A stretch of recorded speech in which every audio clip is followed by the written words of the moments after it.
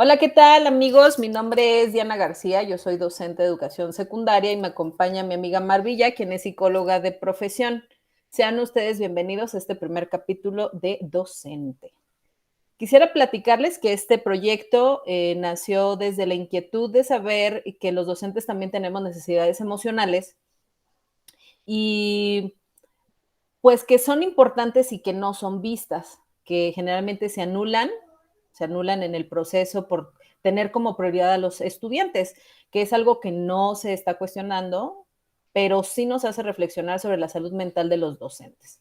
Durante esta pandemia se observó bastante preocupación por los estudiantes, pero ¿y los docentes? Realmente muchos de nosotros tuvimos que salir avante por nuestros propios méritos. Es por ello que nace Docente, que tiene como propósito desarrollar competencias emocionales a docentes y a público en general, porque aquí tenemos participantes de todo tipo.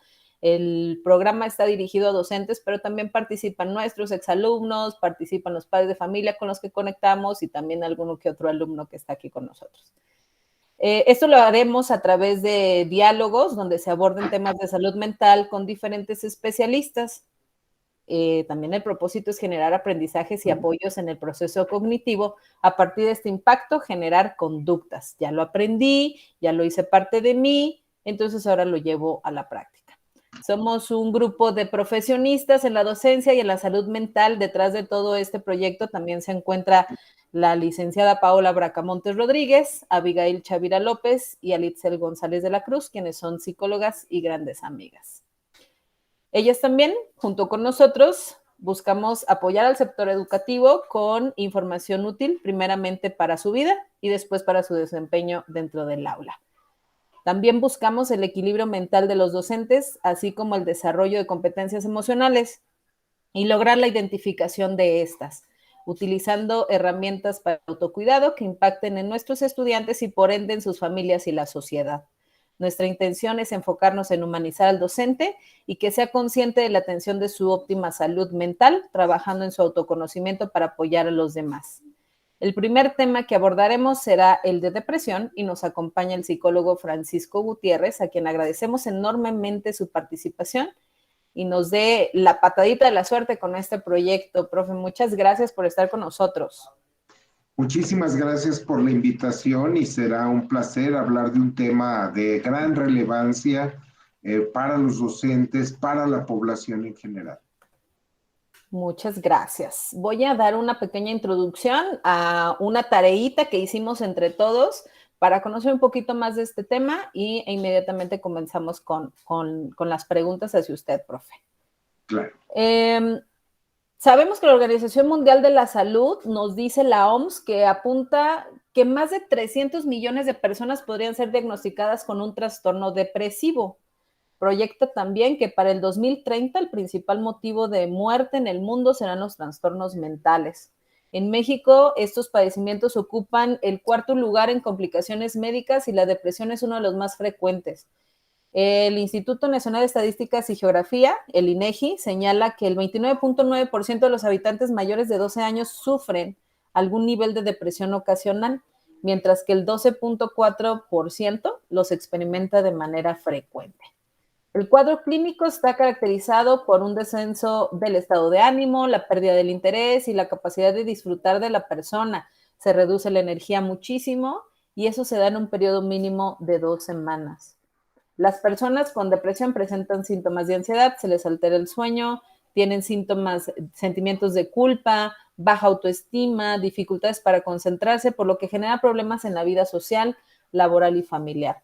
Esta situación en un periodo de tiempo largo y con síntomas intensos puede ocasionar en el peor de los escenarios hasta un suicidio.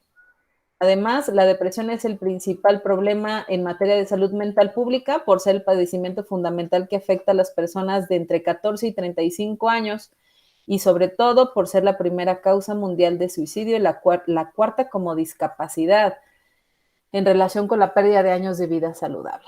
En nuestro país, estas cifras son aún más alarmantes, ya que las posiciones escalan hasta convertirse en la primera razón para el deterioro en la calidad de vida entre mujeres y la novena para los hombres. La depresión está ligada también a otros trastornos como la ansiedad o el consumo de sustancias adictivas, y es la principal enfermedad afectiva entre pacientes con enfermedades crónico-degenerativas como el cáncer o la diabetes. De acuerdo a datos del INEGI, en el 2019 a nivel nacional se presentaron 7,223 suicidios. Según Salme, en el 2020 será la segunda causa de discapacidad en el mundo. En México, 1 de cada 10 personas la padece, y de estas solo 1 de cada 10 recibe atención especializada. Uno de los puntos positivos es que cada día nos abrimos más a hablar del tema, ya que antes era una causa de vergüenza, tabú en cualquier individuo y no se atrevían a tocarlo.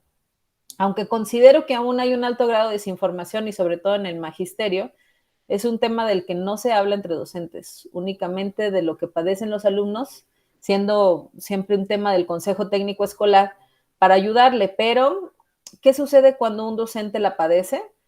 Pues realmente es que no se conoce, no se sabe, no se diagnostica. Hace un momento comentaba que si hemos tenido colegas que padecen una depresión, no lo canaliza como tal, a menos que haya otro tipo de trastorno por medio de, entonces ya lo canalizan a la instancia correspondiente. Sin embargo, cuando puede ser, o hablemos de alguna depresión estacional, pues realmente no sucede mucho.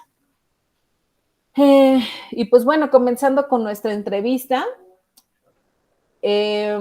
quisiera, profe Francisco Gutiérrez, que empezáramos con que nos describiera quién es usted, qué es lo que hace. Con mucho gusto. Bueno, mi nombre es Francisco José Gutiérrez Rodríguez, soy licenciado en Psicología por la Universidad de Guadalajara. Realicé una maestría en Ciencias de la Salud Pública por el Instituto Regional de Investigaciones en Salud Pública. Acabo de terminar una maestría en Criminalística, Criminología e Investigación Criminal. Me desempeño como jefe del Departamento de Psicología Básica en el Centro Universitario de Ciencias de la Salud, del cual soy profesor titular B desde hace 33 años. He venido realizando diferentes actividades de capacitación en el campo de la psicología clínica, en el campo de la psicología forense, donde me he venido formando.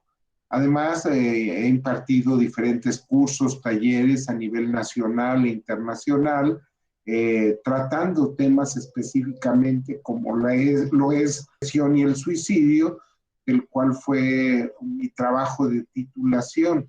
¿Cuáles son los factores psicosociales del suicida en México? Y bueno, estas son algunas de las actividades que realizo cotidianamente. Wow, profe, toda una eminencia tenemos aquí. Escucho muy bien entonces esta entrevista. Gracias por estar con nosotros nuevamente, profe, la verdad. Es que sí, nos estamos muy emocionados de tenerlo. Al contrario, gracias por la invitación.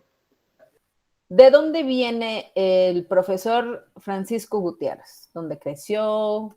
Yo soy originario de aquí de Guadalajara, Jalisco. He radicado toda mi vida en esta ciudad y particularmente en esta área de la zona metropolitana de Guadalajara.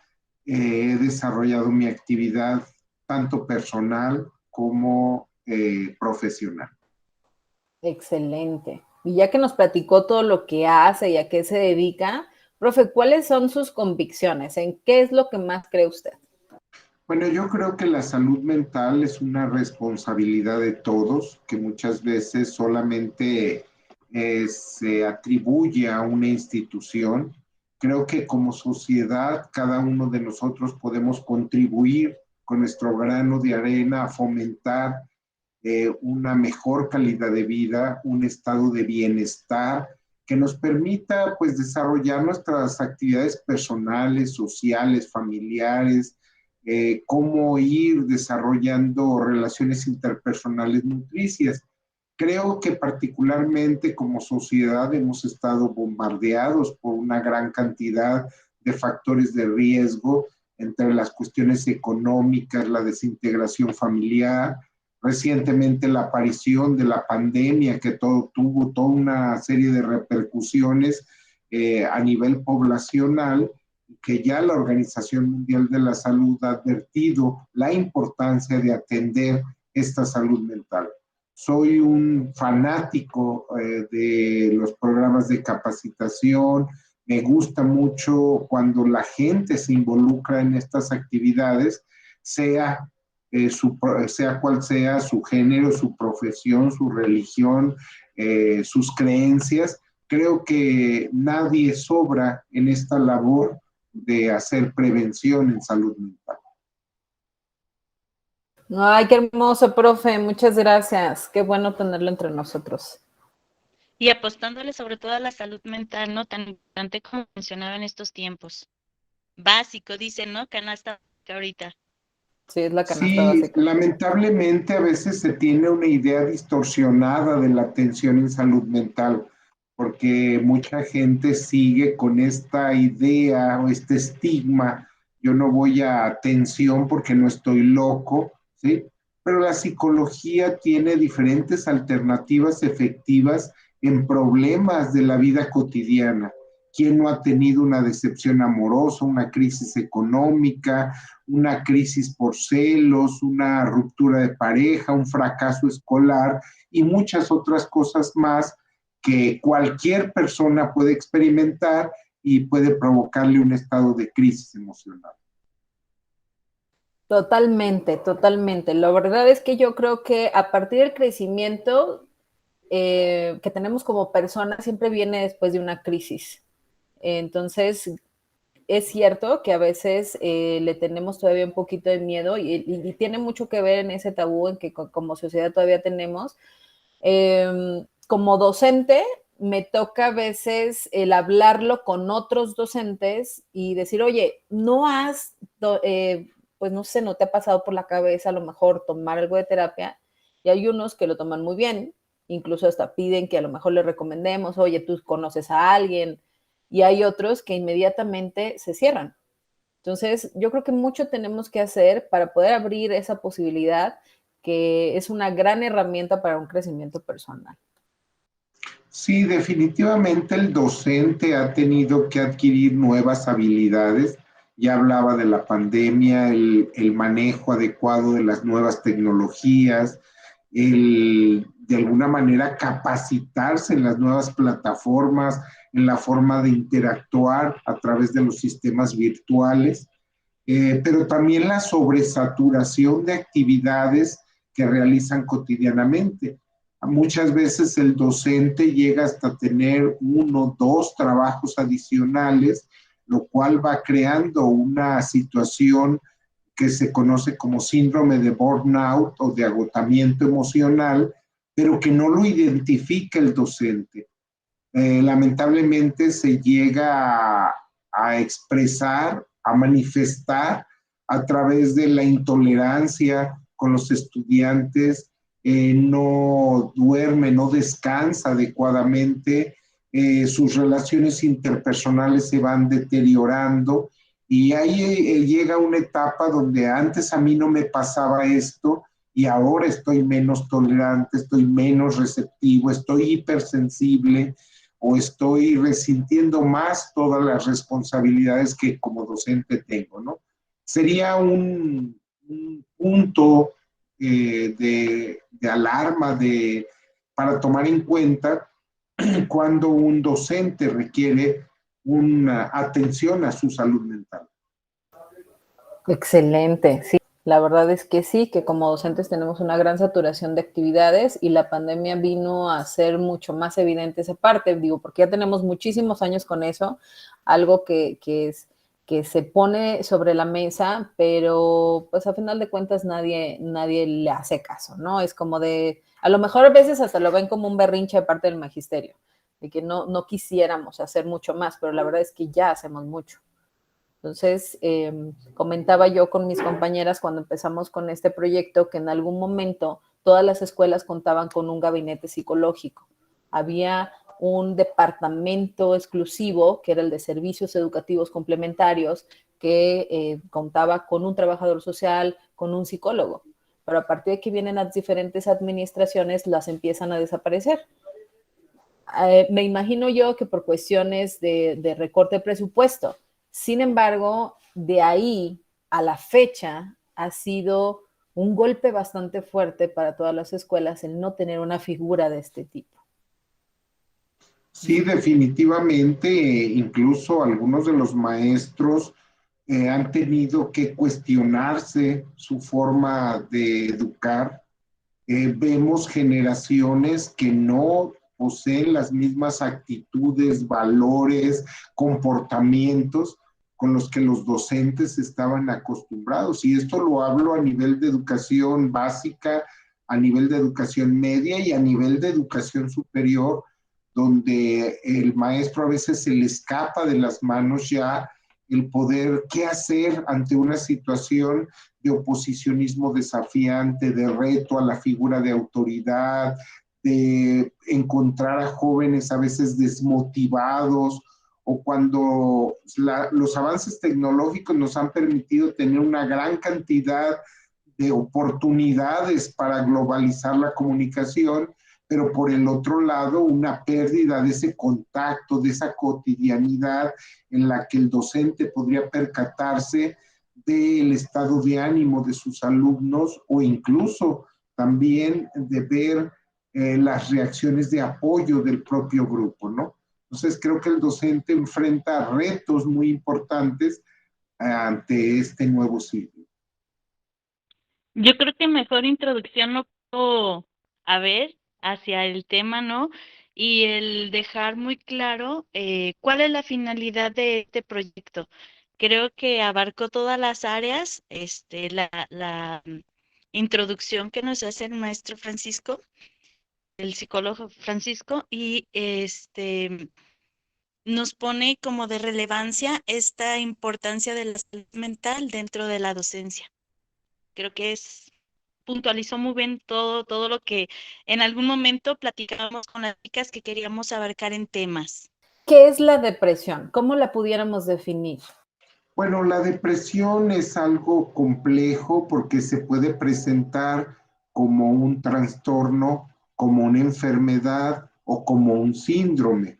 Es decir, la depresión es una alteración del estado de ánimo que es multicausal, donde no podemos determinar específicamente qué es lo que lo está originando. Porque mucha gente puede pensar, es que está deprimida porque la corrieron del trabajo, pero no está considerando el momento específico de su familia, su autoestima, los duelos que ha tenido anteriormente.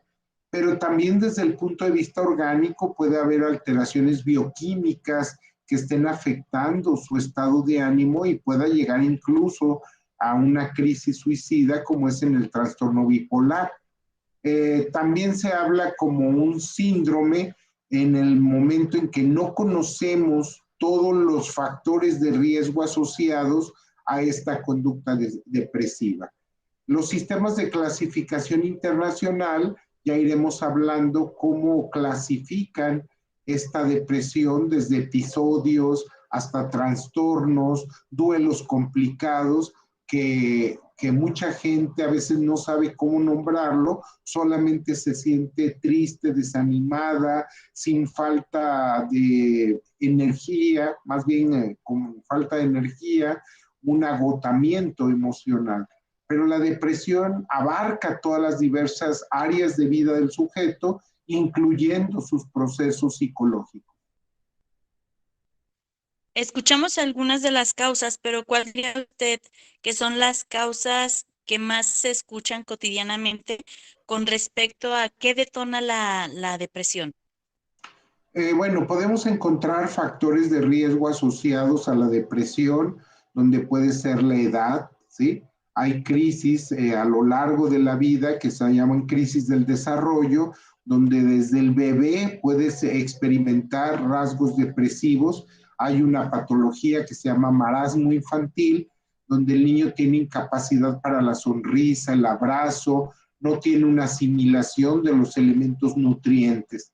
En educación básica, el síndrome del niño maltratado, el acoso escolar, pueden llegar en un estudio realizado por la doctora Isabel Valadez Figueroa de la Universidad de Guadalajara, de 2.900 niños en edad escolar, alrededor del 23% experimentaban alteraciones anímicas debido al llamado bullying o el acoso escolar.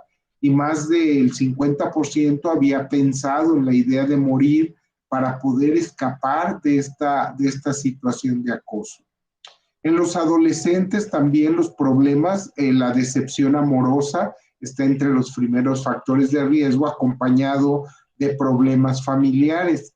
En las personas adultas, problemas económicos, problemas de pareja, problemas laborales, y que van detonando hacia otras áreas de su vida. En los adultos mayores podemos encontrar como factores de riesgo asociados la jubilación, el abandono, la llamada etapa del nido vacío. Podemos encontrar la muerte de un ser querido o incluso el diagnóstico de una enfermedad invalidante, incapacitante o dolorosa, ¿no? Son algunos de los factores de riesgo que se han estudiado dentro de las diferentes modalidades de depresión. Excelente. Profe, pues de manera personal, yo ya he pasado por un proceso depresivo en algún momento, también por los mencionados factores de riesgo que usted menciona. Los síntomas que yo recuerde, que ya hemos estado mencionando a lo largo de la introducción, es la falta de energía, todo el tiempo te sientes triste, hay llanto a veces también sin razón, pero ¿cuáles pudieran ser los síntomas que mayormente nos permiten identificar que me siento en un cuadro de este tipo? O cómo a lo mejor las personas que nos están escuchando puedan decir, ah, caray, a lo mejor yo estoy pasando por esto y no lo estoy identificando. Cualquier persona puede llegar a experimentar síntomas depresivos. Todos en la vida hemos tenido situaciones que nos hacen sentir tristes, nostálgicos, hemos vivido procesos de duelo.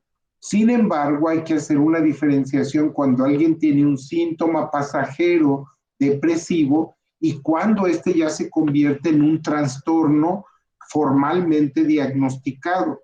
Es decir, la persona empieza a tener los síntomas que voy a enumerar ya no de forma pasajera, sino se presentan a veces por días, semanas, meses, años, estos síntomas. Y otro elemento muy importante es que alteran su actividad en los diferentes planos, en lo personal, en lo familiar, en lo escolar, en lo laboral y en el área social, ¿no?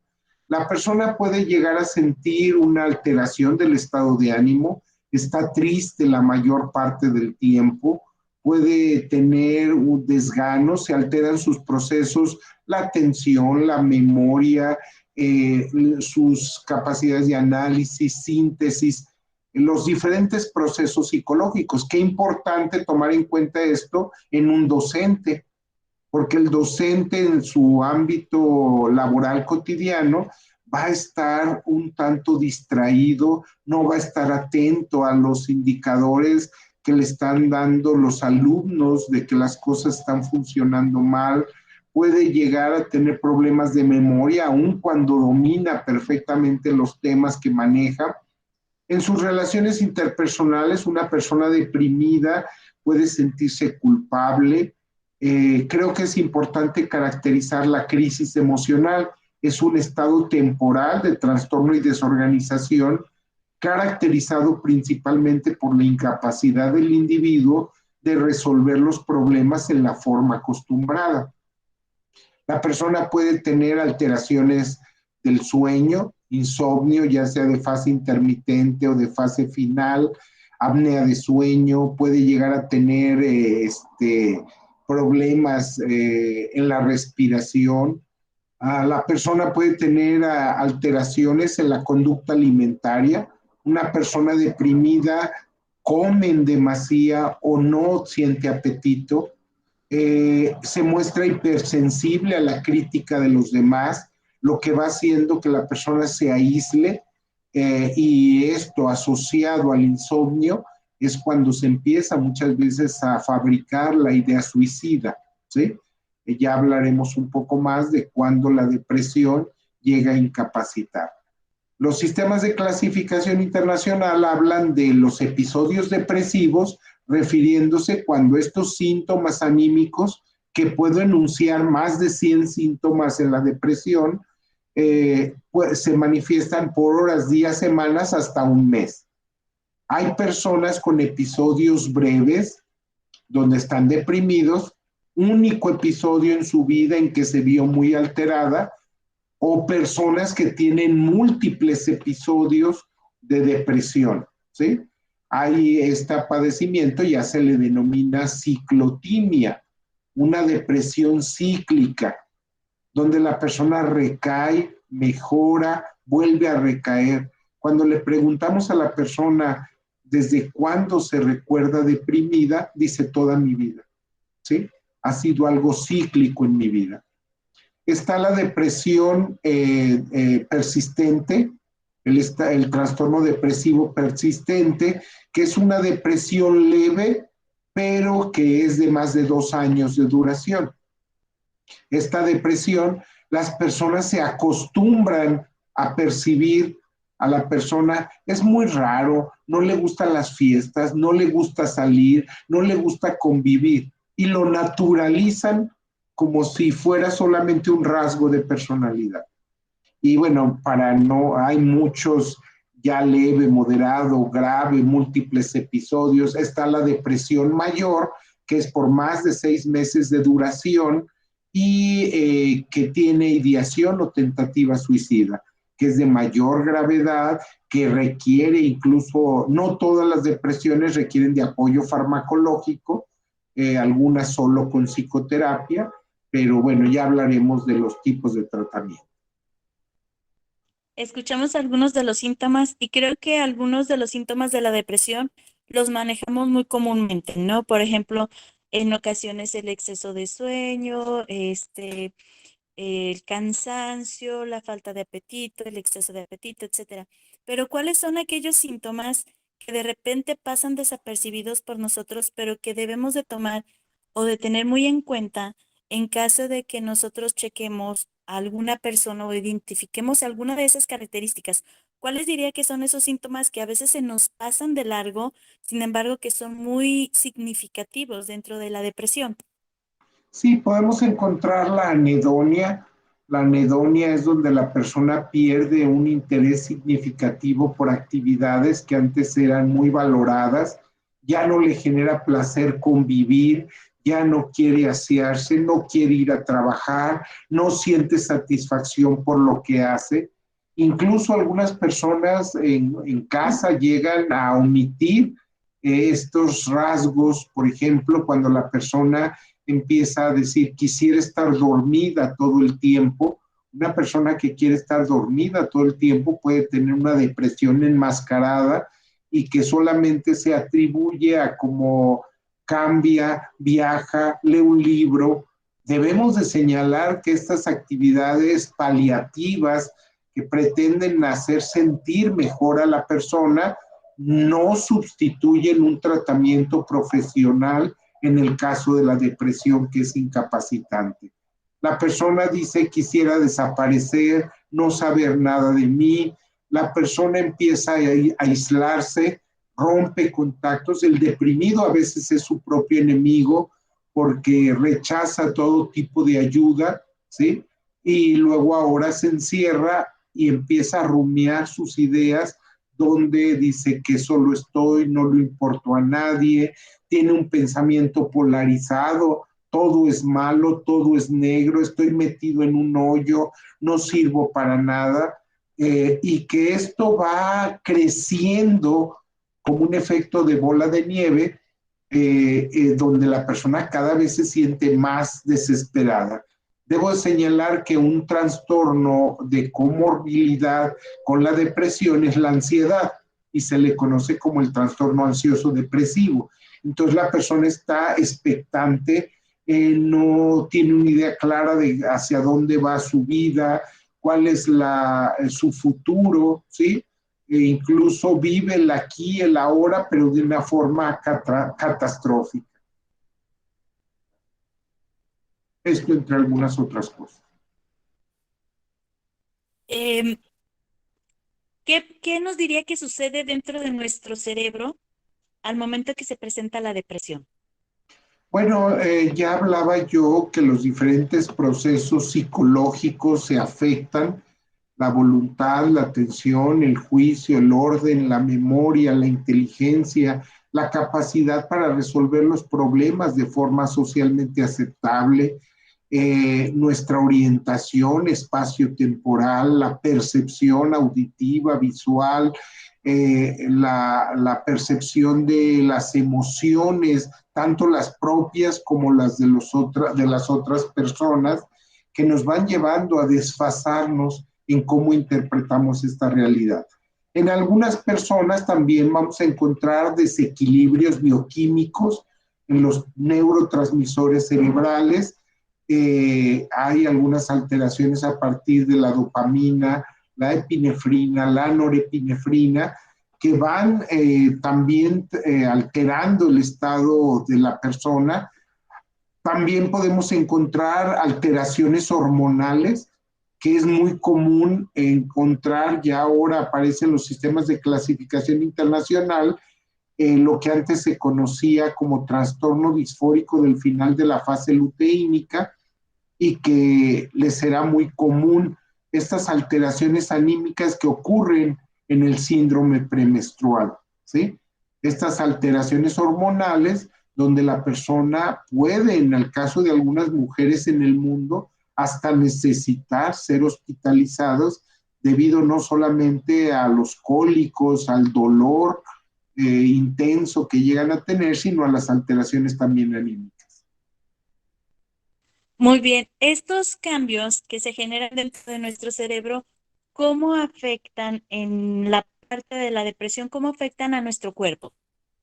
La persona puede tener, la persona deprimida, diferentes tipos de somatizaciones: asma, dolores de cabeza tensionales, dolor articular, puede llegar a tener colitis, gastritis o el llamado colon irritable, la colitis, ¿sí? En el cuerpo también se va dando cuestiones de pérdida del apetito, puede haber visión borrosa, elevación de la presión arterial, la persona vive con estrés cotidianamente. En el cuerpo se van a dar cualquier tipo de manifestación, desde alergias, desde procesos de dermatosis, donde la persona tiene mucha comezón o aparecen manchas rojas en su cuerpo, y que a veces se llegan a confundir con alguna enfermedad, pero son manifestaciones somáticas de la depresión. Muy bien. Sí, ¿qué sucede con nuestra psique cuando nos encontramos en este proceso? O sea, ¿por qué a veces no es tan, por qué no consideramos que puede ser un poquito sencillo a lo mejor salir de un cuadro leve y entonces esto va en aumento? Ya hablaba un poco acerca del pensamiento polarizado, donde la persona generaliza todos los eventos, trae a su mente a través de un encadenamiento catastrófico los eventos de su vida en los cuales no se ha sentido satisfecho, ha sentido que no los ha podido cerrar adecuadamente, y entonces este encadenamiento catastrófico lo lleva a un pensamiento obsesivo, donde todo le indica si llueve, porque llueve, si hace mucho calor, si hace frío, si alguien le llama, por qué le molestan, si no le llaman, por qué está solo. Y entonces esta se da una falsificación retrospectiva de los eventos de su vida, donde hace un filtraje exclusivo de lo malo, en lo que se ha sentido mal, no reconociendo logros, habilidades, cualidades o eventos que lo han hecho sentir bien. También el pensamiento del deprimido lo lleva a sentir culpa, vergüenza, a veces no quiere. Recuerdo el caso de un adulto mayor donde le debía 1,000 pesos a su familia y quería privarse la vida porque no quería ser una carga para su familia. Cuando nosotros platicábamos con él, nos decía, yo le pregunté si la familia sabía de su decisión, y él decía que no. Imagínense privarse la vida por una deuda donde fácilmente la familia puede renegociar, puede tratar de que él pueda realizar alguna actividad donde recupere su satisfacción del logro. Esto es muy importante, lo que ocurre en nuestra psique, porque la persona no se siente que haya satisfacción de sus actividades. Muchas veces siente vergüenza, no quiere ser una carga, no quiere molestar a los demás, pero también es un pretexto para no sentir que los demás le pueden ayudar, ¿sí? Esto ocurre a grandes rasgos dentro de su organización psicológica. En estas fechas se presenta una depresión que se caracteriza mucho por las fechas o por la estación que estamos. ¿Qué nos puede hablar acerca o qué nos puede decir acerca de la depresión estacional? Bueno, la depresión estacional se refiere a las alteraciones anímicas que ocurren generalmente en una época como en la época decembrina, de fin de año, y que no debe de confundirse con los duelos por aniversario, ¿sí? En el caso de la depresión estacional hay una gran cantidad de factores de riesgo en esta época donde el sujeto tiene mayor cantidad de tiempo libre, que no sabe qué hacer cuando está de vacaciones, la persona tiene una serie de necesidades creadas, tiene que regalar, muchas veces se piensa que entre más caro sea el regalo, mayor es el cariño, el amor que se le tiene a la persona. Y entonces ahí la persona empieza a sentirse culpable de no contar con todos esos recursos. En esta época hay mayor consumo de alcohol. En un estudio realizado por el doctor Héctor Gallardo Rincón sobre 3,000 autopsias por suicidio, homicidio y accidentes, alrededor del 33% tenían alcoholemia positiva. Quiere decir que la correlación entre alcohol y suicidio es muy elevada. En el caso de hasta 56% alcohol o drogas. En esta época también aparecen los problemas económicos, donde la persona siente que tiene mucho dinero, gasta, siente que puede darse el lujo de lo que se ha privado todo el año, comprándose artículos electrónicos, nuevas tecnologías, pero luego viene la cuesta de enero. Van comiendo su estado de ánimo y que llega a ser un hostigamiento continuo de las instituciones crediticias. Entonces, a diferencia del duelo de aniversario, que se puede presentar esta alteración anímica en cualquier momento del año, cuando es la fecha del divorcio, cuando murió el hijo, hay personas que incluso el duelo lo llegan a perpetuar por años, ¿sí? Hemos visto casos donde la persona incluso dice, ya mero viene el aniversario, ya lo noté porque me estoy sintiendo mal, ¿sí? Incluso hay una predisposición ya a que necesariamente tienen que sentir el dolor, la tristeza, porque si no es como que olvidar a la persona, cuando el duelo puede manejarse de una manera diferente. Excelente toda esta información. La verdad es que he aprendido muchísimo. Hay muchas cosas que no sabía que sucedían. Esta cuestión, o no sabía que tenían nombre, como lo menciona lo de la anedonia. Nunca había escuchado esa palabra. La pérdida del placer. Pues bueno, continuando, yo quisiera saber si estos mismos síntomas se presentan entre hombres y mujeres, si hay alguna distinción o es ahora sí que parejo. Yo creo que es muy importante destacar las formas en que el hombre y la mujer se deprimen y que están matizadas por la cultura. La mujer tiene mayor posibilidad de exteriorizar la emoción, pedir apoyo, ¿sí? Incluso en procesos de desastres naturales o tecnológicos, como fueron las explosiones del 22 de abril, la mujer se pudo reponer más rápidamente que el varón porque no le causaba ningún problema llorar, pedir ayuda, encontró hogares sustitutos. En cambio, el varón empezó a somatizar por la cuestión de negar las emociones, y lloraba por las noches cuando nadie lo viera y sentía una mayor carga o responsabilidad de sacar adelante a la familia, ¿no? Culturalmente sí determina, en casos de ideación o tentativa suicida, vamos a encontrar que en el caso de suicidio consumado, 4 varones lo logran por cada mujer. La proporción es 4-1. Pero en intentos de suicidio la cifra es diferente, 5 mujeres por cada varón. Es decir, lo intentan el suicidio más las mujeres, pero utilizan métodos menos letales que el varón, donde el varón lo intenta menos, pero es más efectivo. El varón utiliza disparo por arma de fuego, asfixia por ahorcamiento, la mujer utiliza herida por arma blanca o el consumo de tóxicos, ¿no? Entonces hay mayor probabilidad de ser salvada o de que falle el método. Sí, culturalmente hay algunos elementos que permiten que la mujer pueda manejar más rápido el duelo, a diferencia de esta visión un tanto machista, donde el varón no debe de llorar, no debe de pedir apoyo, no debe de ser débil, que los van condicionando desde pequeños, donde la mujer sí puede exteriorizar y el varón no.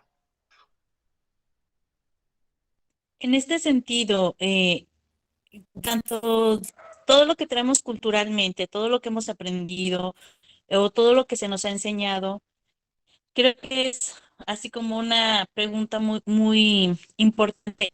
¿Cuándo es el momento preciso de solicitar ayuda?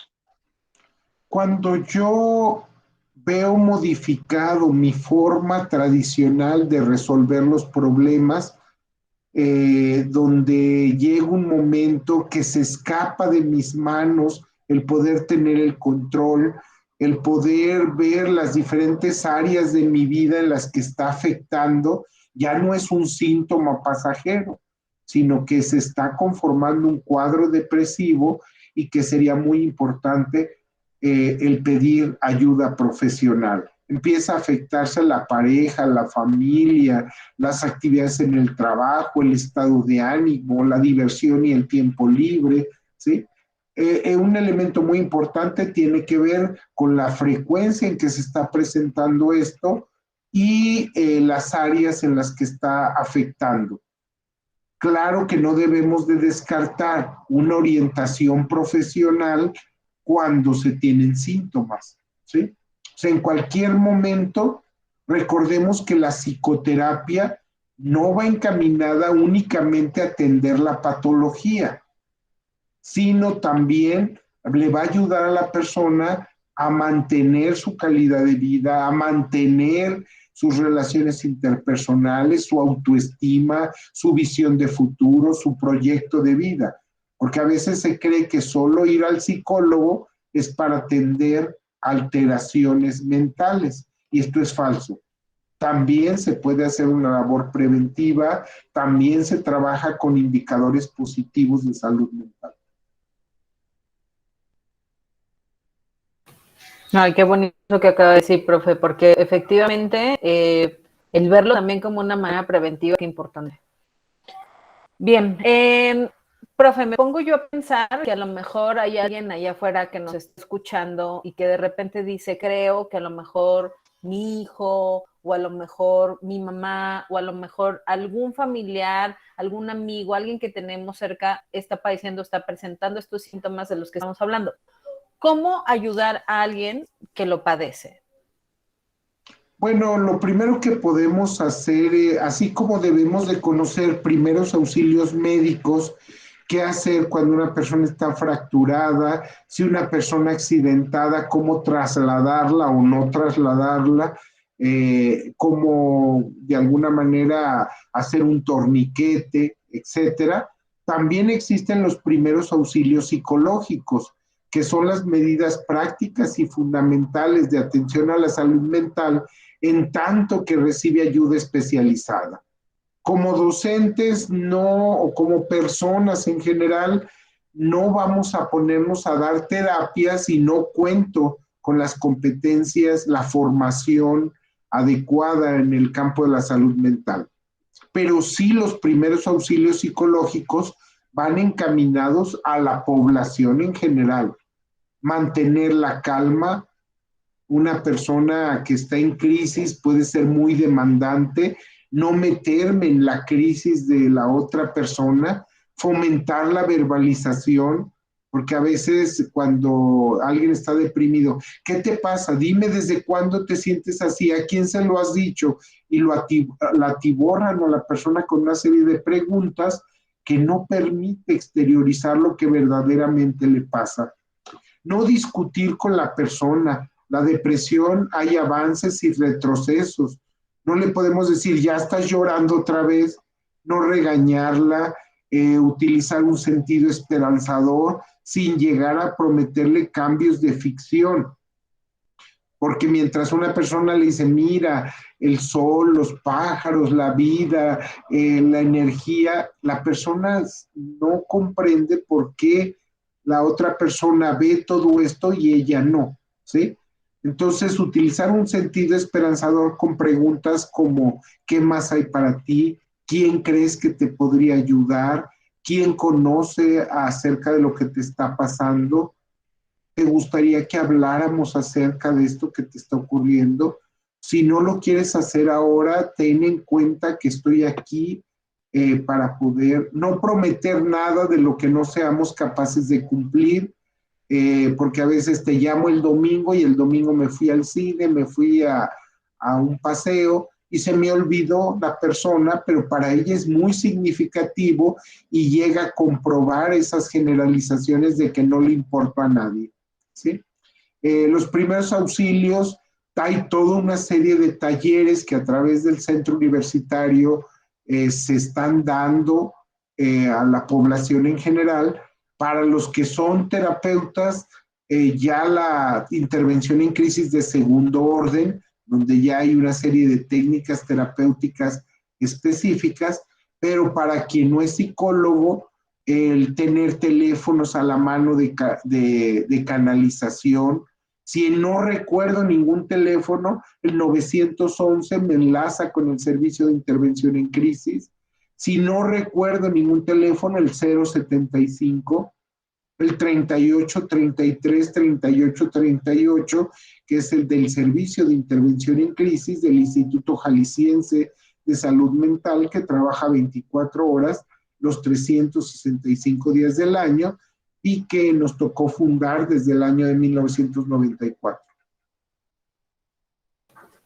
Muchísimas gracias por Excelente toda esa información. información. Pues a mí me da mucho, me agrada que tengamos todo o que puntualicemos en esto sobre a dónde dirigirnos, porque en ocasiones tenemos como muy limitada la información y es donde empezamos a ver las puertas cerradas, ¿no? Y comienza algo a presentarse la ansiedad. Hace un momento nos hablaba acerca de la ansiedad. Surgió una pregunta, si la depresión y la ansiedad van juntas, se presentan juntas, están separadas, son como primas hermanas que van unas detrás de la otra agarradas de la mano. Dentro de esto, ¿qué diferencia existe entre la ansiedad y la depresión? Bueno, los trastornos de ansiedad, que es la mayor demanda de consulta junto con la depresión en los servicios abiertos de salud mental, son dos condiciones patológicas diferentes. El trastorno de ansiedad, podemos tener una ansiedad generalizada donde la persona tiene vulgarmente o cotidianamente, como se dice, ando muy nerviosa, está expectante, puede llegar a sentir angustia. Una persona ansiosa identifica qué es lo que le pone así. Yo me pongo ansioso porque voy a tener un examen y es normal sentir ansiedad. Pero cuando me incapacita esa ansiedad, no puedo estudiar, no puedo dormir, y que por el contrario, lejos de ayudarme el ponerme a estudiar, me coloca en una situación más de mayor nivel de ansiedad. En la pandemia existía una ansiedad generalizada al no salir. Hay personas que pueden tener miedos irracionales llamadas fobias, que ya existía ansiedad, pero que con la pandemia ahora tenían miedo a contraer gérmenes, bacterias, salir a lugares públicos, agorafobia. Puede existir fobia a todo, agujas, inyecciones, tormentas, hasta la fobia social que tiene que ver con los contactos interpersonales. La pregunta es muy pertinente toda vez que van de la mano. Creo que la palabra son como primas, queda muy adecuada porque son muy comunes que se dé el espectro depresivo ansioso, donde la persona manifiesta esta tensión, este nerviosismo, la angustia.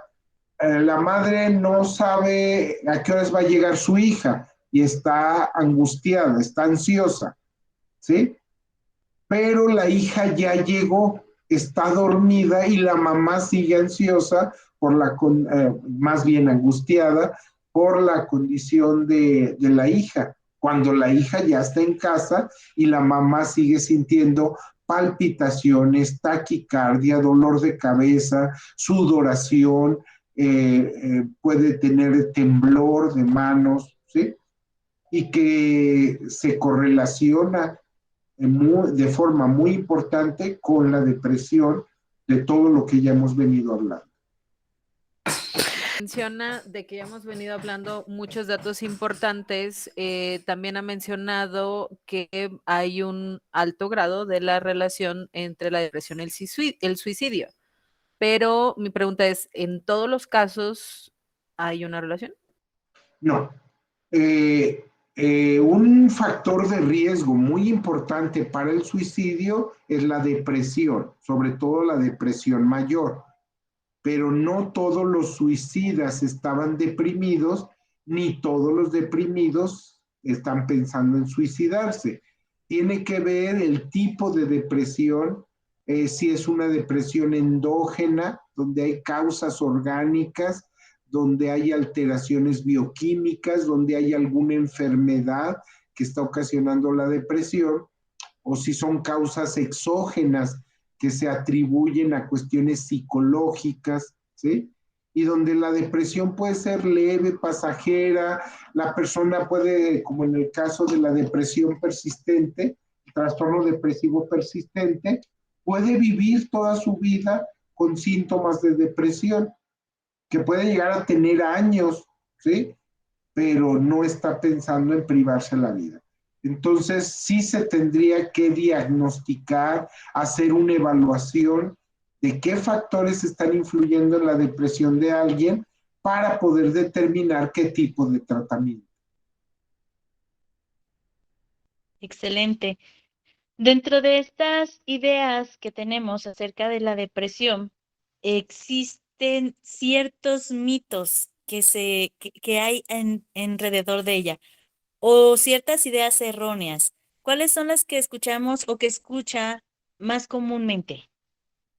A veces se habla de que la persona deprimida te quiere chantajear, ¿sí? Hay cierto tipo de llamado suicidio ganancial, donde sí la persona quiere efectivamente obtener algún beneficio, pero aun cuando te quisiera chantajear, la persona requiere atención y tratamiento, ¿sí?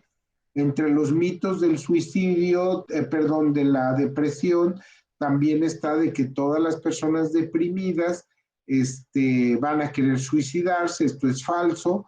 Otro mito tiene que ver con que la persona deprimida que toma medicamento se va a volver adicta a los antidepresivos.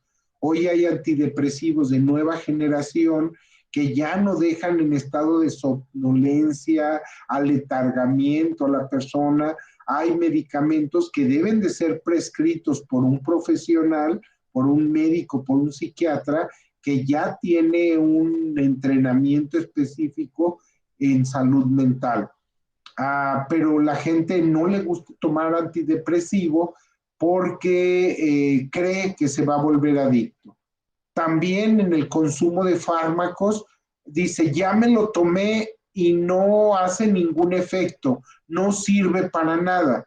Debemos saber que ciertos padecimientos depresivos que requieren apoyo farmacológico, el medicamento debe ser tomado cuando menos 3 meses, de 3 a 6 meses, para empezar a encontrar estos efectos, una sensación subjetiva de bienestar y donde la persona no va a tomar el medicamento de por vida, se va a ir disminuyendo progresivamente, ¿sí? Entre los mitos de la depresión también sería que la persona es incapaz de hacer algo, ¿sí? Se trata como una persona enferma, que debe estar acostada, que debe no realizar ninguna actividad. Si es una ama de casa, ya no cocina, ya no realiza actividades. Por el contrario, parte de la terapia implica que recobre el rol de actividades que le gustaba realizar, ¿sí? Dosificándola, no exigiéndole, ¿sí? Y otro mito muy común es que la persona se va a recuperar, ya no pienses en eso, piensa en cosas agradables, salte a dar la vuelta, lee un libro, ¿sí? Quizás mejore su estado anímico momentáneamente, pero si ya hay un trastorno depresivo, requiere un tratamiento profesional. Excelente, profe. Me pongo yo a pensar, siendo docente de educación secundaria y que trabajo directamente con adolescentes, en los últimos años se han diagnosticado más alumnos con depresión. Ahorita me llamó la atención lo que mencionaba usted sobre el chantaje o el llamar la atención. Eso es muy común, lo escuchamos muy común al menos en el nivel en el que yo me encuentro. ¿Cómo realmente puedo identificar algún alumno para poderlo canalizar a la instancia correspondiente? Bueno, las manifestaciones en el ámbito educativo, el docente debe de identificar cambios en la forma en que el alumno interactuaba. Si antes era muy participativo y ahora se aísla, si está muy enojón, por decirlo así, cómo maneja sus impulsos agresivos, si hay una agresividad autolesiva donde se corta en los brazos, en las piernas, que es el cuttering, o también en personas deprimidas tienden mucho a lesiones como morderse las uñas, rascarse compulsivamente, puede haber complicaciones como arrancarse el cabello, ¿sí? En los adolescentes, cambios anímicos relacionados con las depresiones, perdón, con las decepciones amorosas. Platicábamos que el adolescente puede tener un modelo de amor cosificado, donde si tú no estás, mi vida no tiene sentido, yo sin ti no soy nada, como si la otra persona fuera un suero necesario para la vida, que es muy importante, pero no significa que no vaya a poder vivir sin él o sin ella. Es importante como docente ver el rendimiento escolar, ¿sí? Los fracasos escolares, la reprobación, el rezago, ¿sí? En la Universidad de Guadalajara se creó un programa, sé que la Secretaría de Educación también tiene el psicopedagógico, donde pueden solicitar algún tipo de evaluación, ¿sí? Pero se trata de valorar a aquellos estudiantes que están reprobando continuamente y que a veces puede deberse a alteraciones en su salud mental, a condiciones económicas, y que es muy fácil juzgarlos como alumnos burros, que no le están echando ganas, ¿sí? Un docente tiene que identificar, no entrar en el juego del poder, del desafío, ¿sí? En un modelo agresivo autoritario, donde yo soy quien sabe y tú no sabes nada y tienes que acatar todo lo que yo digo.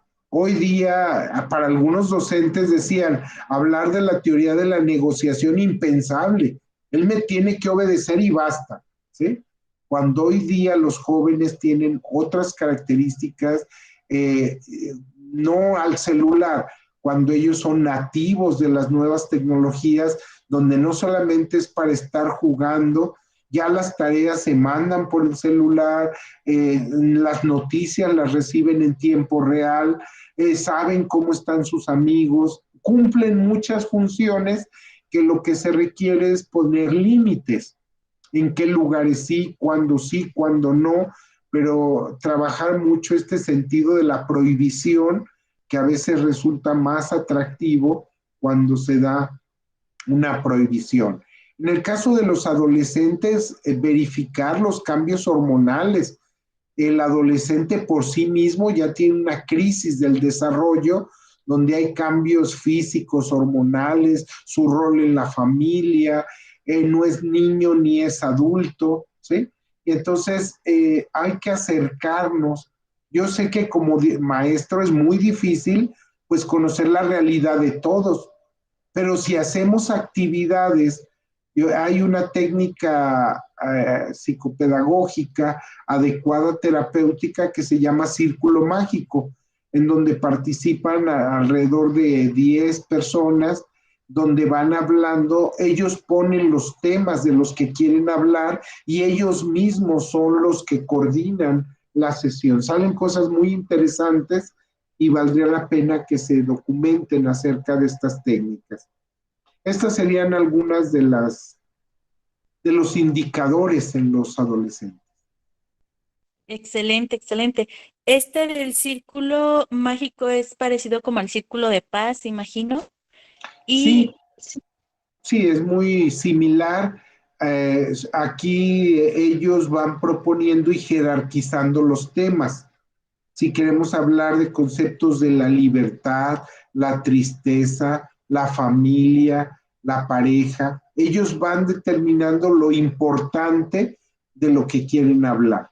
Y luego ya reciben retroalimentación. Se trabaja previamente cómo se debe retroalimentar, no juzgando, no etiquetando, no interrumpiendo cuando alguien está diciendo algo importante, tener una escucha activa, dar retroalimentación positiva, no solo lo que podría mejorar, sino lo que les gustó respecto a su actitud. Es una técnica bastante efectiva. me encanta esto porque de repente llegamos a este punto, ¿no? Bueno, ya estoy identificando y ahora qué hago, ¿no? Y esta es una pequeña aporte que nos puede ayudar mucho cuando estamos frente a grupo. Y dentro de esta parte de estar frente a grupo, creo o he visto que se le ha apostado mucho a la educación emocional. Se ha encaminado bastante a los maestros a la atención de las emociones de los alumnos. Pero como docente, ¿qué pasa conmigo? ¿Qué pasa cuando ya estoy identificando que algo no anda muy bien conmigo? ¿Cómo le hago para mi propia atención, mi autocuidado, ¿no? Que tampoco se habla mucho de este tema dentro de la misma docencia, dentro de los mismos planteles educativos, no hay un tema en específico acerca de las emociones o de la depresión en docentes. ¿Qué nos Sí, podría yo hablar de eso? quisiera, antes de dar respuesta a esta pregunta, hacer una acotación. El docente no es terapeuta, porque a veces puede sentir la responsabilidad de meternos a la vida del alumno y abrir cosas que a veces no cerramos, no sabemos cerrar. Y hay muy buena voluntad, pero no basta con la buena voluntad. Pero también pareciera que al maestro se le exige que dé terapia y no es su rol, ¿sí? Ahora, la salud mental del docente, creo que tenemos que ver si es derechohabiente de un servicio de salud, tal como el IMSS, el ISSSTE, y si no es derechohabiente, está la Secretaría de Salud, a través, hay, por ejemplo, la Clínica de Atención al Suicidio, a la Conducta Suicida, que está en el Instituto Jalisciense de Salud Mental. La Secretaría de Salud tiene diferentes módulos en los municipios multidisciplinarios, los llamados CESAMES, que son los Centros de Atención a la Salud Mental. Cuando una persona ya tiene un trastorno formalmente diagnosticado, está el CAISAM Estancia Breve, el Centro de Atención a la Salud Mental, estancia breve, y está la estancia prolongada, ya cuando los trastornos mentales son mayores. Si eres derechohabiente del IMSS, pues tiene que ir con su médico general, luego lo va a mandar al Hospital Ayala, donde le van a hacer una valoración, si su tratamiento puede ser ambulatorio o requiere internamiento en el Centro Comunitario de Salud Mental, para que los que son derechohabientes del IMSS, ¿sí? Si la persona no quiere ir ni al IMSS ni al ISSSTE, bueno, está la Universidad de Guadalajara, que cuenta con clínicas de atención a la salud mental, el CABIT, que es ya la clínica de bienestar emocional. Están para niños, centros de atención para niños y adolescentes que pueden recibir orientación, ¿no? Está la línea telefónica que ya hablaba del 075, el 911, que cualquier persona de cualquier edad puede llamar, ¿sí? Y bueno, acercarse, hay toda una serie de directorios de canalización donde puede comunicarse al 1058-5200, 1058-5200, extensión 339-45, 46 y 47, para recibir orientación, donde recibir apoyo.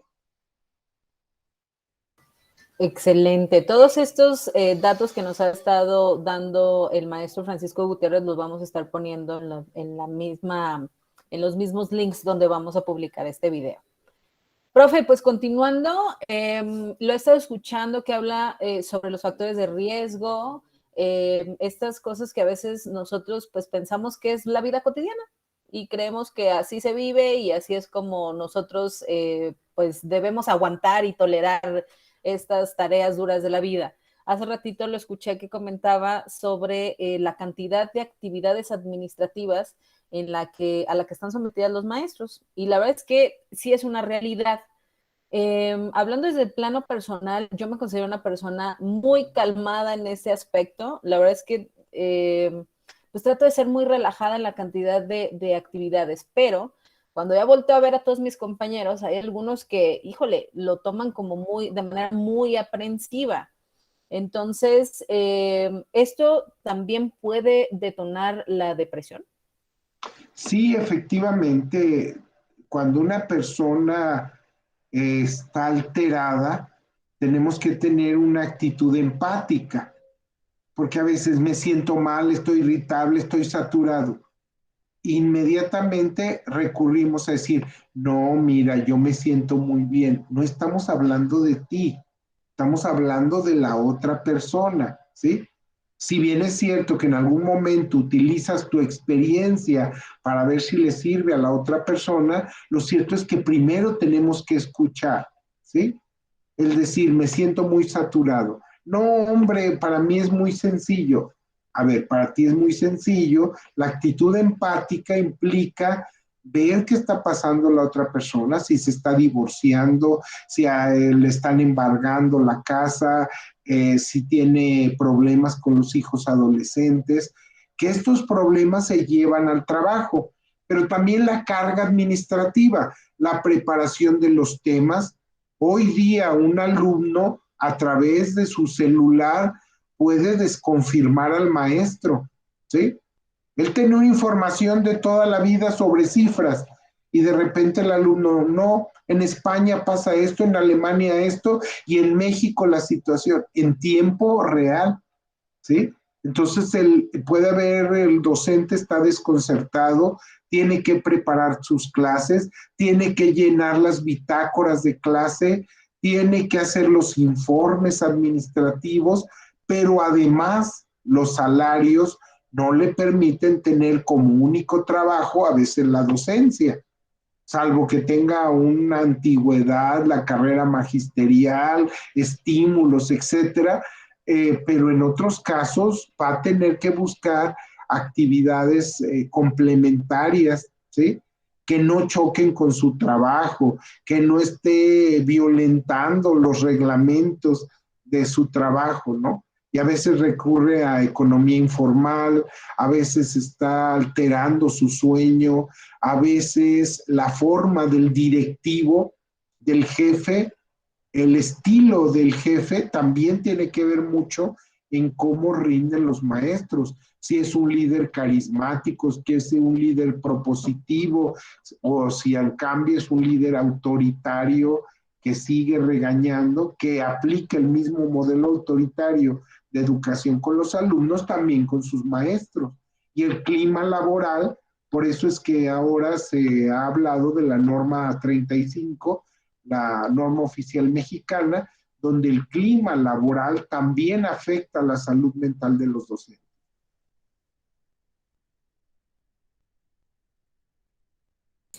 Yo hace un momento escuchaba una joyota, ¿no? Decía, el maestro no es terapeuta. Y me encantó el puntualizar esta situación porque pareciera, como nos mencionaba, que al ingreso de los alumnos, al ingreso de los estudiantes, pues te toca hacerle de todo, ¿no? Y dentro de esto, creo que los maestros en muchas de las ocasiones están inmersos en esta situación de estrés o como lo mencionaba hace un momento, de este burnout que se presenta a cada momento con ellos. ¿Qué factores de protección puede encontrar o puede recurrir, a cuáles puede recurrir un docente ante esta carga administrativa, como lo decíamos, ante esta carga de tener que resolver situaciones dentro del aula, con los alumnos? ¿Qué factores de protección puedo encontrar o a cuáles puedo recurrir? Entre los docentes creo que existen factores protectores de la salud mental, no solo en los docentes, sino en las personas en general. Primero, como docente, la grupalidad, el clima laboral, el sentirse apoyado por los compañeros, escuchado, entendido. A veces se maneja que el trabajo es tu segundo hogar, pero puede ser un hogar caótico y conflictivo o puede ser un segundo hogar cálido, empático, donde funcione como un soporte emocional. Otro factor protector es el adecuado manejo del tiempo libre. Tengo una gran cantidad de actividades, pero ¿cómo me divierto? ¿Cómo descanso? ¿Realizo actividades al aire libre? ¿Tengo algún pasatiempo? ¿La fotografía? ¿Voy a la vía recreativa? ¿Participo en un club de lectura? ¿Qué es lo que verdaderamente disfruto? ¿Sí? Alguna vez si ha tenido interés por el teatro, no solo ir a verlo, sino actuar, también ha sido muy liberador. Existe el psicodrama, donde la persona representa diferentes papeles de su vida cotidiana o algunos otros abstractos. Factores de protección, la autoestima, la escalera de la autoestima, que tiene que ver con el autoconocimiento, el autorrespeto, la autoaceptación y la autoestima, ¿sí? ¿De qué me siento satisfecho? ¿Qué me gusta de lo que hago? Hay actividades administrativas que no me gustan, pero que son necesarias para poder realizar las que sí me gustan. Entonces, como una negociación interna. Factores protectores tiene que ver con el soporte, por quien es escuchado, por la familia, por la pareja, contar con un grupo de amigos. A veces no se comentan en la familia cuestiones que sí se le comentan a los amigos. Entonces, creer que porque estoy casado ya no debo de tener amigos es una falacia, ¿sí? Son un grupo de soporte. El poder hacer actividades con la pareja, pero no inundar lo que Álvarez Gallú hablaba, tu mundo, mi mundo y nuestro mundo. Cada quien debería tener actividades compartidas con la pareja, pero también actividades individuales, ¿sí? Que no son compartidas a veces por el gusto de la pareja, ¿no? Sucede mucho esta negociación en Navidad, en Año Nuevo, si vamos con la suegra, si vamos con mi mamá, a qué hora nos vamos a retirar. La negociación implica pues que para convivir, celebrar y festejar puede ser en cualquier momento. Y a veces es con una familia, a veces con otra, a veces es en un día diferenciado la celebración y bueno, llegan a acuerdos muy nutricios donde no tienen que estar en medio del tráfico en la medianoche por las exigencias que ellos mismos se ponen, ¿no? Factores de protección, tiene que ver una buena nutrición, dormir adecuadamente, la expresión activa de las emociones, actividades complementarias como el yoga, la relajación muscular profunda y, por supuesto, la asesoría psicológica. Muy bien. Me surge la duda porque a veces no creo yo que por la cuestión del estrés también llegamos como a confundir a veces un poquito los síntomas con la depresión. O más bien, ¿cómo podemos diferenciarlo? Si realmente estamos en un proceso de estrés o ya estamos detonándonos en una depresión. El estrés psicosocial ha sido considerado como el enemigo del nuevo siglo, donde hay una cantidad de síntomas muy similares a la depresión. Para poder valorar si es un trastorno del estado de ánimo, es que específicamente el área más deteriorada es el ánimo, ¿sí? O sea, comparten muchos el estrés y la depresión, muchos síntomas, la somatización, la ansiedad, la falta de energía, etcétera. Pero en un trastorno del estado de ánimo, el área principal que se va a deteriorar es el estado de ánimo y con síntomas secundarios que ya mencioné. Vimos la esfera laboral ahorita, estuvimos hablando de ella, cómo influía dentro de la depresión, toda esta área laboral. Dentro del área familiar, ¿qué tanto influye la familia para que se lleve a cabo, o se empiece a desarrollar depresión, o se empieza a presentar alguno de los síntomas? La familia es un canal de socialización, el primer canal de socialización del niño. En la familia es un aspecto muy importante, pero no es la única causa de depresión, porque a veces se culpa a la familia. Hoy día tenemos familias muy diversas y en todas puede haber factores protectores, ¿sí? Empecemos a hacer como un chequeo. ¿Qué tipo de familia tengo? ¿Cómo me gustaría que fuera mi familia? ¿Qué me gusta? ¿Qué me gustaría cambiar? ¿Qué me gusta de mi familia? ¿Cómo es mi relación? Porque luego a veces existe el mito de la unión familiar. Todos nos queremos, todos nos amamos por igual. Cuando tengo un hermano o una hermana en la que me siento más en confianza de poder exteriorizar. Y no por eso estoy faltando al cariño o al respeto de los demás hermanos o hermanas, ¿no? Podemos tener procesos de identificación con alguno de los miembros de la familia. Podemos volcar a veces el cariño en los sobrinos, en los hijos, que también es muy satisfactorio, pero también podemos cargar con los problemas si no tenemos una adecuada manejo de la empatía. Podemos llevarnos al trabajo los problemas de los miembros de la familia, ¿sí? Ahí la importancia, y ahora entre la pandemia surgió esta inquietud, esta necesidad de ver cómo estaba afectando la pandemia a cada uno, a los niños, a los adolescentes, a ti si vas a la escuela, a ti ama de casa que tenías ahora toda la familia allí, tenías que cocinar, tenías que limpiar, si hay una diversificación de las actividades donde se colabora o no. Los papás tenían que ser muy creativos, simular como si estuviéramos en el cine y entonces poner toda la casa, tapar la luz, hacer palomitas y a lo mejor pues se podía tener un buen momento, ¿no?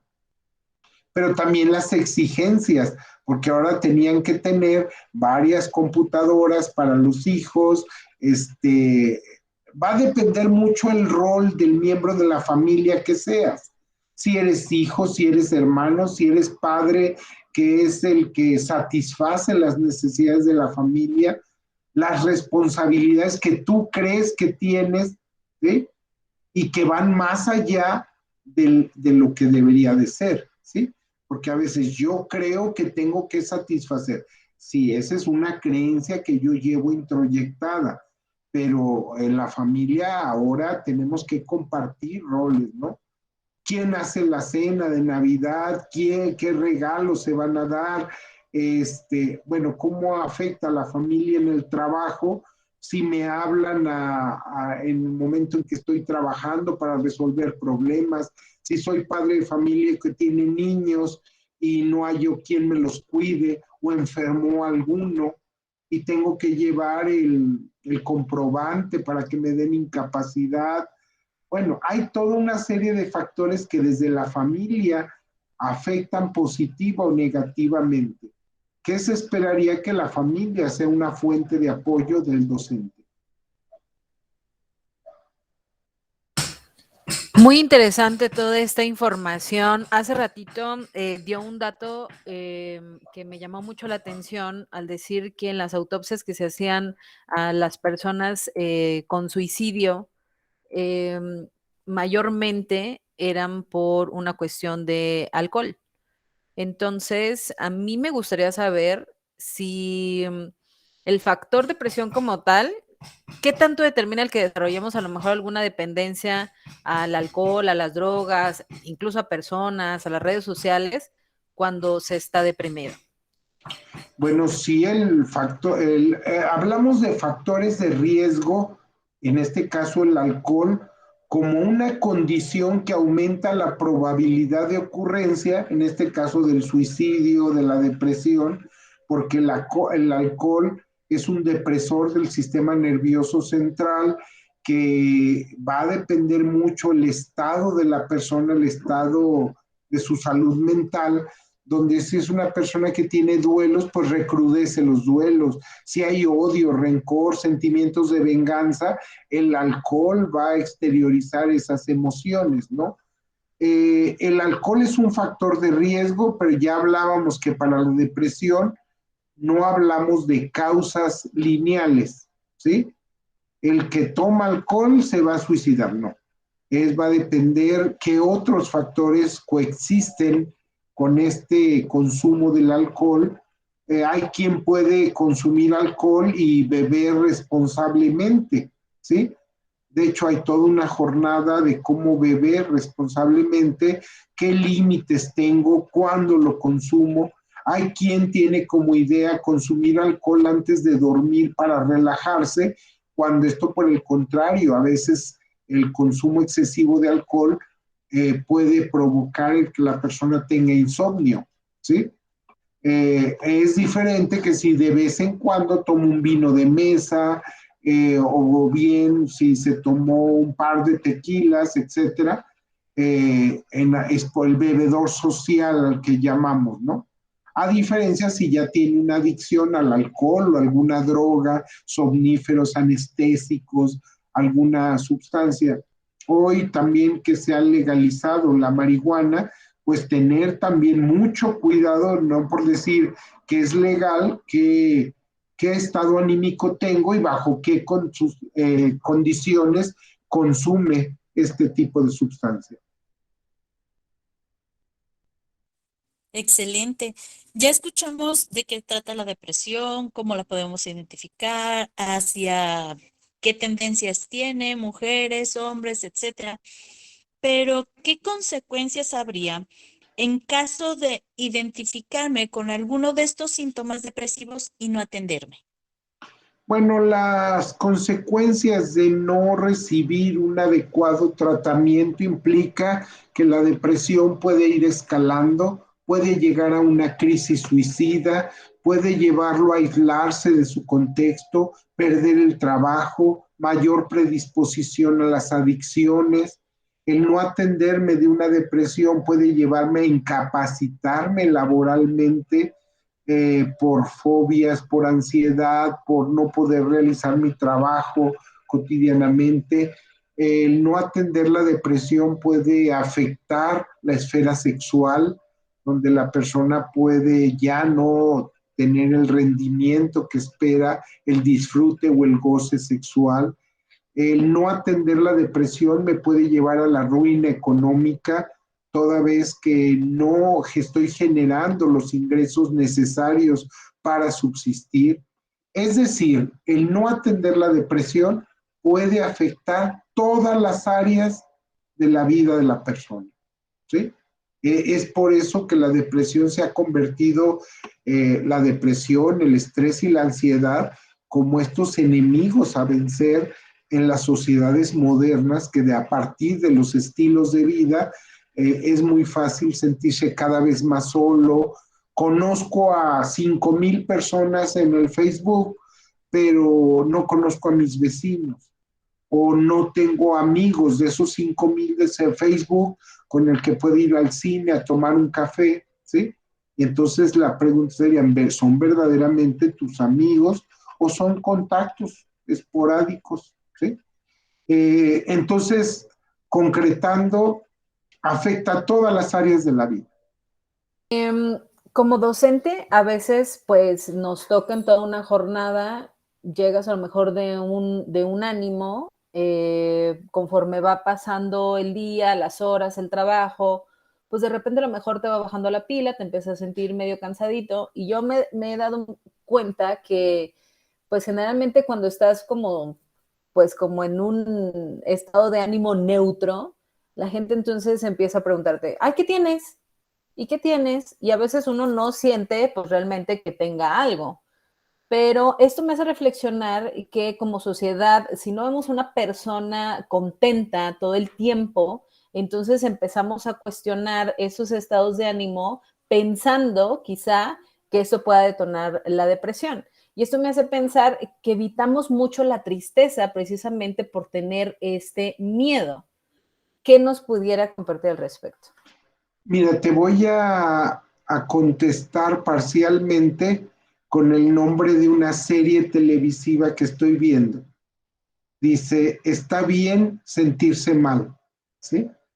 Es decir, yo tengo la posibilidad de enojarme, de llorar, porque hay una persona que está enojada, iracunda, está golpeando. No, no, no, no, ya, ya no hagas eso, ¿no? A ver, es que te tiene tan enojado. Y si dice malas palabras, que las diga. A lo mejor fue una forma de desahogarse momentáneamente, pero lo estamos escuchando, le estamos mandando el mensaje de me importas, ¿no?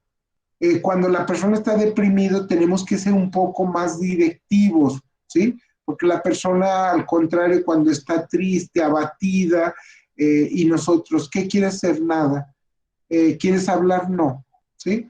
Tenemos que ayudarle a como reorganizar ese mundo, no de forma directiva, vas a hacer esto y tal hora no armar sus agendas de actividades. Es muy importante que nosotros podamos ayudarle a la persona a expresar sus emociones negativas y positivas.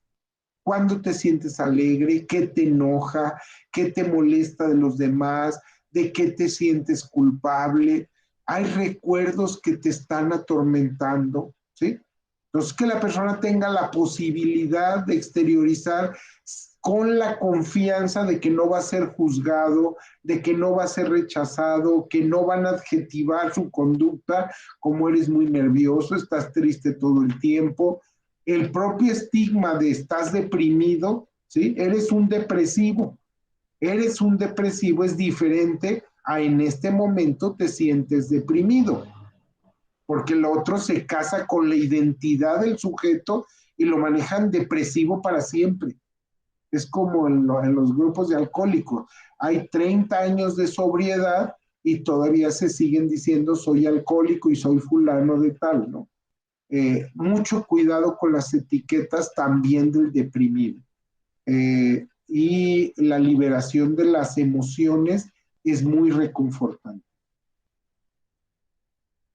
En este sentido, escuchamos mucho una frase, no sé si les ha tocado escucharlas, el échale ganitas, como si de verdad no quisieras echarle ganitas, ¿no? Y dentro de esto, ¿qué tanta relación hay entre la terapia y la depresión? ¿Cuántas personas acuden a terapia por depresión? Si van, no van, lo seguimos guardando como algo vergonzoso. ¿Se recurre a la terapia en caso de depresión?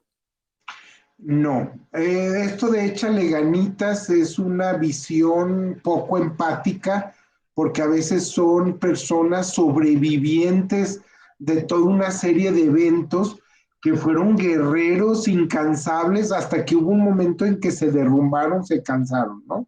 Tú les échale ganitas y tú dices, desde que era niño le he echado ganitas, ¿sí? Y tu comentario me agrede, me insulta, siento que no estás valorando todo lo que yo he hecho, ¿sí? De todo lo que he resistido y tú me vienes y me dices que le eche ganitas. Un estudio de un salubrista, Guillermo Cohen de Govia, hablaba de que de cada 100 pacientes que acuden por una enfermedad médica y que tienen como comorbilidad entre ansiedad, depresión, estrés, de los 100 pacientes, solo 5 continuaron su tratamiento, la adherencia terapéutica, y uno lo terminó. ¿Sí? Entonces, de cada 100, uno es una cifra donde la gente puede acudir porque le duele la espalda, le duele el brazo, le duele el pie, tiene una uña enterrada, tiene gripe, tiene influenza, etcétera. Pero, pero cuando la persona le duele el ánimo, le duele la vida, le duelen los recuerdos, no identifica a alguien que le vaya a ayudar a aligerar su carga, ¿sí?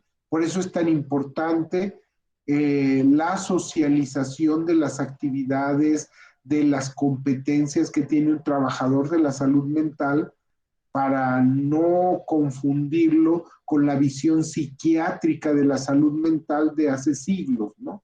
Hoy es una cuestión diferente que se revisan más los estilos de vida, la forma de relacionarnos, la forma de los introyectos que tuvimos, ¿sí?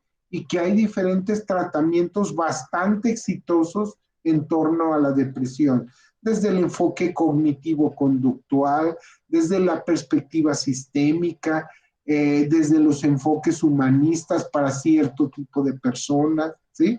El tratamiento farmacológico, no aventarlo por la ventana desde el primer momento. Lo recomendable es que si se valoró que fuera una depresión que requiere apoyo farmacológico, sea perfectamente combinado con la psicoterapia. ¿Qué hay de los antidepresivos? O sea, ¿en qué caso hay que dar antidepresivos o en qué casos no se recomienda? Hay momentos en que la terapia, la persona no tiene efectos benéficos de la terapia porque encontramos una depresión orgánica, porque hay desequilibrios, ¿sí?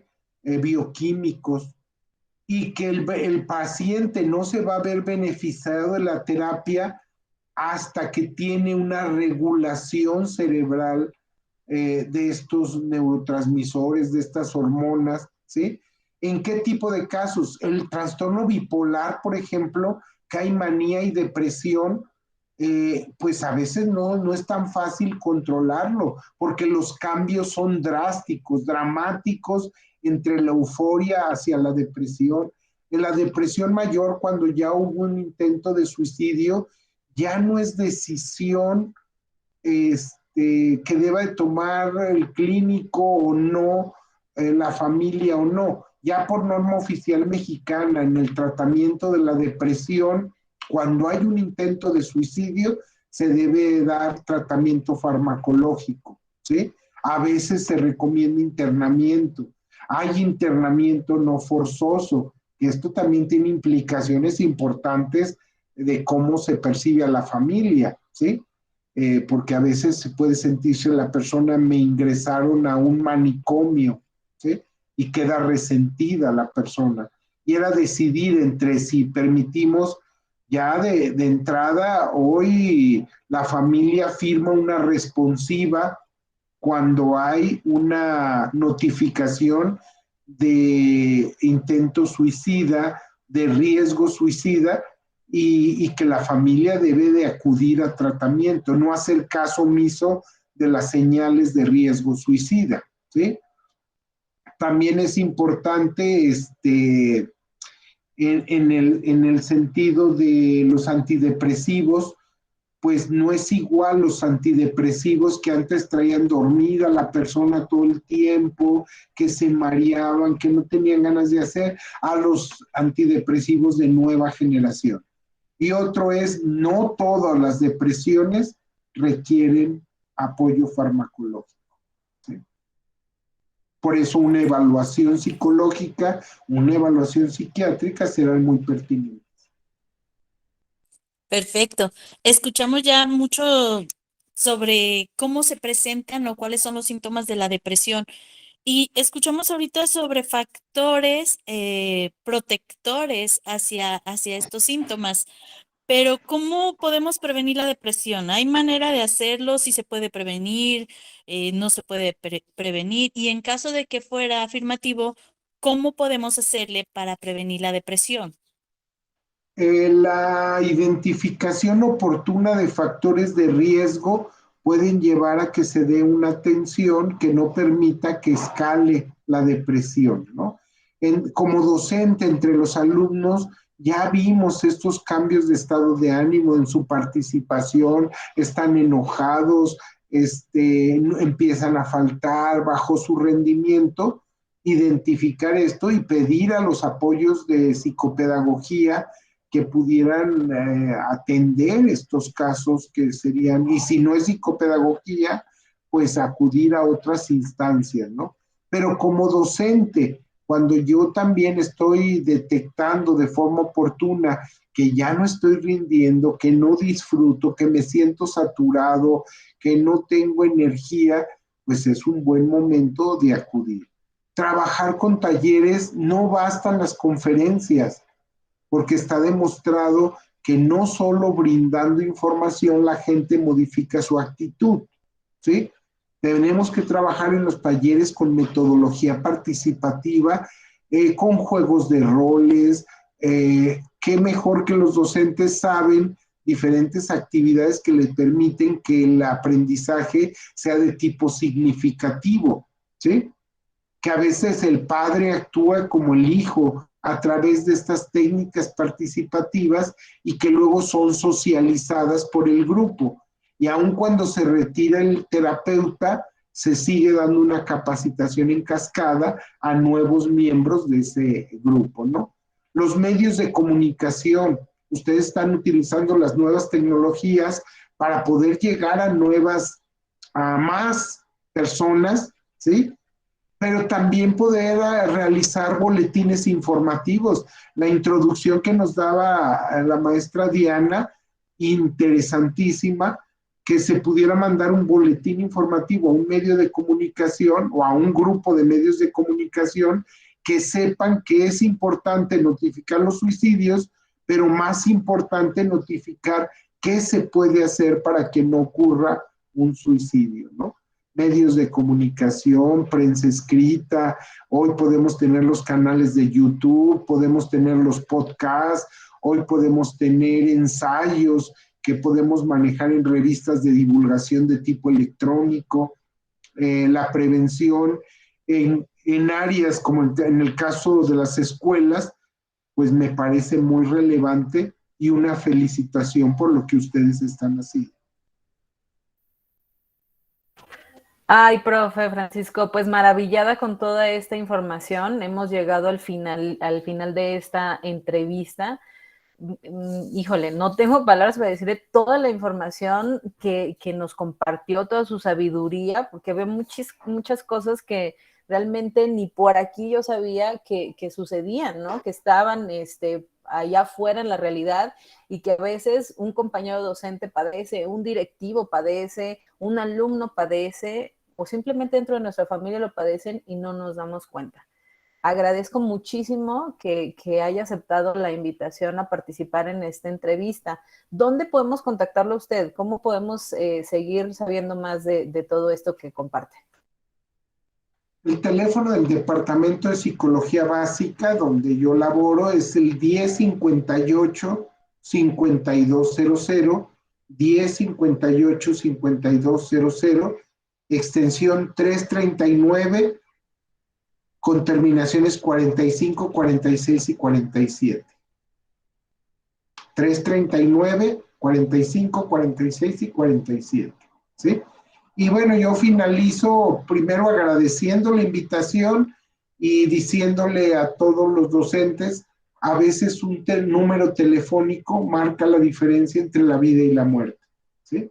No nos quedemos pasivos, sino tener una labor proactiva. Y que tengan un excelente día, un excelente fin de año y un mejor 2022 para todos. Igualmente, igualmente, un fuerte abrazo. Muchas gracias por participar. Nos vemos pronto. Excelente. Les hacemos también saber la línea de atención de crisis de Salme con el 3338 3338 38 y del interior del estado el 802 27 47 47. Excelente, muchas gracias por todo. Bye bye. Si te gustó este capítulo, por favor ayúdanos dándole like y suscribiéndote a nuestro canal. Comparte esta información con otro docente que consideres que lo necesite o con cualquier otra persona. Que tengas un excelente año 2022.